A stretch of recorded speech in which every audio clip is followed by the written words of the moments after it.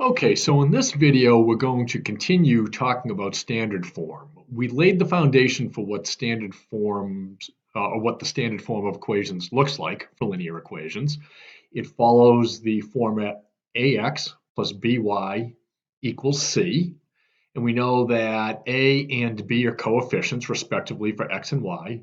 C is the constant. That's going to be important for us to remember as we rearrange equations into standard form.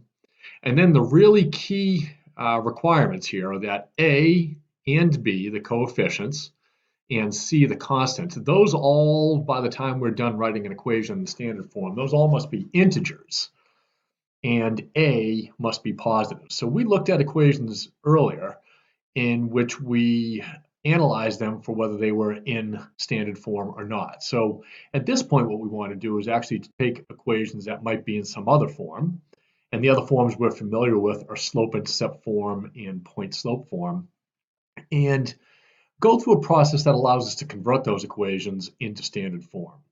Now, I just want to point out that although we're familiar with equations in slope-intercept form, so we know this is slope-intercept form here, and in point-slope form, and we can actually see this equation is in point-slope form. An equation can be given to us that is in neither of these forms, but we can still go through the process that's going to be outlined here to convert the equation ultimately to meet the requirements of standard form. So we're going to go through these two equations and follow this process. So the first thing we're going to do, and we'll start with this first equation, slope-intercept form, is we will simplify. Now, what we mean by simplifying is specifically, as you see in step one, if there's an opportunity to distribute, we will distribute. So we don't see any opportunity there. The next thing we will do, and we don't have to follow these steps in any particular order, but I like to I like to follow this process. I like to get rid of, once I simplify my equation, I like to get rid of my fractions or the denominators of my fractions as quickly as I can. So I'm going to go about doing that. So although there is nothing to do here with simplifying, what I can do is rewrite that equation, y equals 1 half x minus 8. And I can look at the fact that I have this denominator here of 2, and I'd love to get rid of that because we know if a, b, and c, by the time we're done, need to be integers, then the fact that this denominator is camping out is making this coefficient right now, basically the slope, a fraction. And we don't want to see that, okay? So the quickest way of us to get rid of that is to take the equation and multiply the entire equation by 2. And that's going to allow me to now distribute the 2 to the y, and that's going to give me 2y.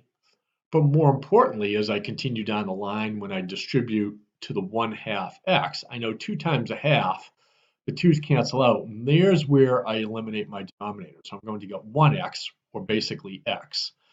And then as I continue distributing down the line, I'm going to do this 2 that I'm multiplying the entire equation by, and multiply it by -8, and I get minus 16. So we've eliminated all the denominators by multiplying this equation by the value of that denominator right there by 2. And that allows us to cross-cancel that denominator along the way. So the next thing we're going to do is to move on to isolating the constant. So the constant that I want to isolate is right here, this -16, okay? And I want to isolate that. So the way I'm going to get that stacked strictly to the right side of the equation is to move the x that's on the same side of the equation right now. So I'm going to simply subtract the x on both sides. The x is going to cancel out on the right. And what it's going to do is to now form a new expression on the left-hand side. But keep in mind as we do this equation, as we write this equation, we want to say ax or something x plus by or minus by.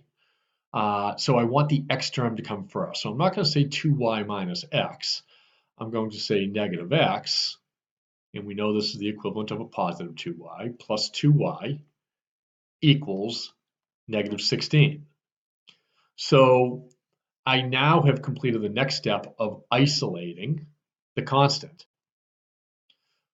At this point, we have everything where it belongs. I have my x term and my y term together on the left-hand side of the equation. I have my constant isolated on the right side of the equation. I have my two coefficients as integers. Right now, this coefficient is the equivalent of a -1. So I could kind of put that in there so we see that. I have a coefficient of y of +2, and I have a constant of -16. So those are all integers. That's the good news. The bad news is I cannot have that coefficient for x be a negative value. So we're simply going to oppositize the equation. And what that's the equivalent of is multiplying the entire equation by -1. So if I multiply the entire equation by -1 and distribute, everything's just simply going to turn to the opposite. So I'm going to wind up, instead of -1x or -x, I'm going to get x. Instead of +2y, I'll get that oppositized and say -2y. Instead of saying equals -16, it's going to equal the opposite, which is +16. And now we have an equation that meets all of the requirements for standard form. There's my ax, be the equivalent of 1x, plus by. In this case, it's really a negative b value, so -2y is equal to c, is equal to 16. And we're done. Okay? So we're going to go through this process one more time, going a little more quickly. And then you're going to be left to practice the last two problems on your own. Okay, so let's go through this. Let's take a look. Is there a need on this next equation that is conveniently in point-slope form to simplify? And the answer is yes. I can distribute my -3. So I'm going to start out by going y minus 4 equals -3x. And careful, -3 times -2 is going to be +6. So I did have to simplify on that one. I'm next going to eliminate any denominators. And the good news is for us, I see no fractions here. So there's nothing to do there. So I can, there's nothing to do there. But the next step beyond that, and I'll just rewrite the equation, y minus 4 equals -3x plus 6. The next step for me is going to be to isolate the constant. Now notice I actually have the constant split between both sides. So I'm going to want this -4 to go join the 6 over there. So I'm going to add 4 on both sides. The 4's will cancel on the left. I'm going to get y equals -3x plus 10. But I'm not done because my constant is not fully isolated. I'm now going to need to take this -3x and move it to the left side. So I'll add 3x on both sides to get it to cancel on the right. And I'll be mindful to put these terms in the proper order. Instead of y plus 3x, I'll say 3x plus y equals 10. And then I take a look to see if there's any oppositizing to do. So I can see everything's in the right place. There's my ax, there's my by, there's my c, isolated as a constant on the right-hand side. I look at my values for a and b and c. A is a value of 3, a positive integer, that's good. My b is a value of 1, it's invisible to me, a positive or negative integer. My c value is 10, that is a positive or negative integer. I have all my integers for a, b, and c. I have a as my positive, so I am all set. So everything is done.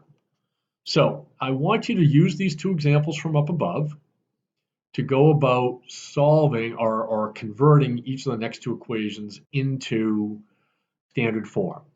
And I would really encourage you to follow this 4-step process to isolate as needed, distributing where you can, as you can on problem number 4, to eliminate the denominators, which we'll see you'll need to do in both cases by multiplying by the least common denominator and distributing all the way through. By isolating the constant term, there'll definitely be a need to do that in both cases.